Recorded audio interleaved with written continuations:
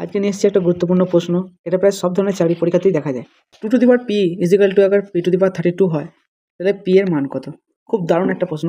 অঙ্কটা কিছু নেই, শুধু একটু গভীরভাবে ভাবতে হবে। 2 আমি যদি উভয় পক্ষকে 1/p দিয়ে গুণ করে দিই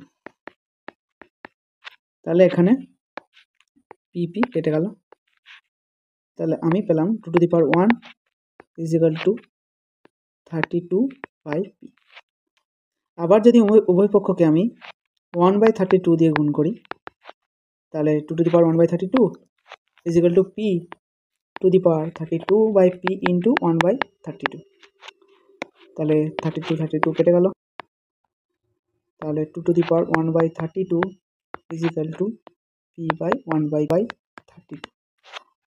আমি এখানে এক কল্পনা করে নিচ্ছি, এক দিয়ে যাকেই গুণ করব সেই সংখ্যাটাই থেকে যাবে, অতএব আমি এখানে এক ধরে নিলাম। 1 হচ্ছে এই 1টাকে আমি 2/2 ধরে নিলাম ইন্টু 1/32।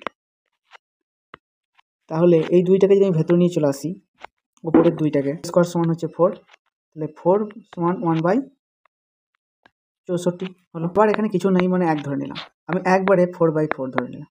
4/4 সমান কত? 1, অর্থাৎ 1 সমান আমি 4/4 লিখতে পারি ইন্টু 4। তাহলে 4^4 সমান হচ্ছে 200 কত? 56। 64 ইন্টু 4 সমান হচ্ছে 256। p^1/p সমান 256 1/256। তাহলে এখানে p ইজিক্যাল টু হয়ে গেল 256 অ্যান্সার।